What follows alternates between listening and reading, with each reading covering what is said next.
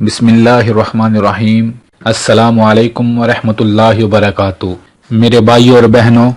آج کی اس ویڈیو میں دو گزارشات کرنی ہے۔ پہلی تو ماں باپ سے کہ انہیں چاہیے ہر حال میں چاہے کیسا بھی معاملہ ہو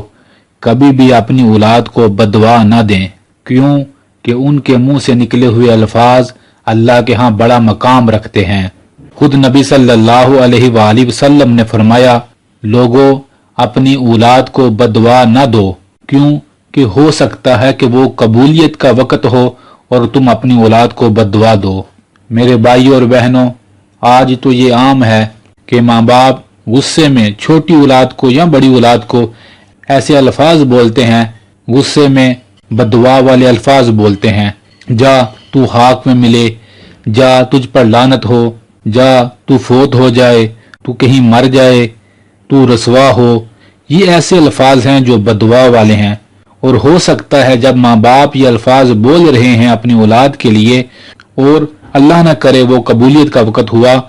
تو ہو سکتا ہے آپ کے ان الفاظ کی وجہ سے آپ کی اولاد پر کوئی پریشانی یا غم آ جائے، اللہ نہ کرے۔ اور اگر اللہ نہ کرے کوئی غم یا پریشانی آ گئی اور اس کا سب سے بڑا صدمہ، سب سے زیادہ پریشانی، سب سے زیادہ تکلیف اور غم خود ماں باپ کو ہی ہوتا ہے۔ اس لیے ماں باپ سے گزارش ہے کہ وہ کبھی بھی کسی بھی حال میں چاہے کوئی بھی معاملہ ہو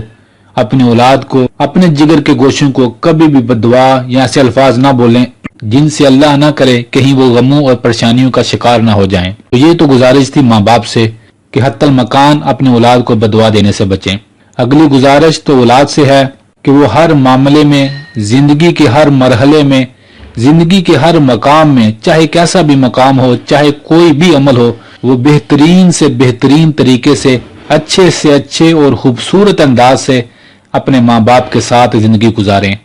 ان کی دعائیں لیں، ان کی بددعائیں نہ لیں، کیوں کہ ان کی دعاؤں سے آنے والی زندگی میں آپ کو ہزاروں خوشیاں ملیں گی انشاءاللہ۔ تو چاہے کوئی بھی مرحلہ ہو، چاہے کیسا بھی معاملہ ہو، اپنے ماں باپ سے بہترین طریقے سے زندگی گزاریں۔ اور اگر کسی معاملے میں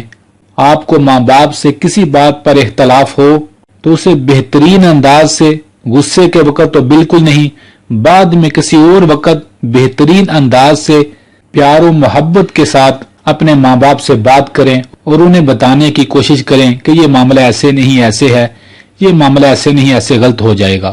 سب کے سامنے نہیں، تنہائی میں ان سے محبت کے ساتھ کوئی بات کرے اگر آپ کو کسی بات پر اختلاف ہے تو حتی المکان کوشش کریں اپنے ماں باپ کی دعائیں لیں، ان کی بددعاؤں سے بچیں تاکہ آپ آنے والی زندگی میں ہزاروں خوشیاں پائیں۔ ماں باپ کو ڈانٹنا، ان کے ساتھ غصے سے پیش آنا، ان سے اونچی آواز کرنا، یہ حرام ہے اور اللہ کو سخت ناپسند ہے۔ میں امید کرتا ہوں اپنے سننے والوں سے جو ماں باپ ہیں، جن کو اللہ نے اولاد کی نعمت دی ہے،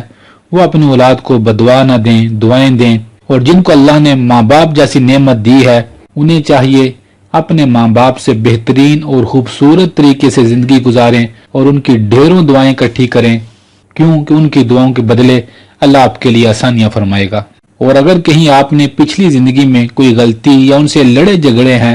تو ماں باپ کے پاس جا کر تو ماں باپ کو راضی کریں اور ان سے معافی مانگیں اور اللہ سے بھی معافی مانگیں، اسی میں آپ کے لیے بہتری ہے۔ اللہ سے دعا ہے اللہ ہمیں اپنے ماں باپ کو خوش رکھنے کی توفیق عطا فرمائے، آمین۔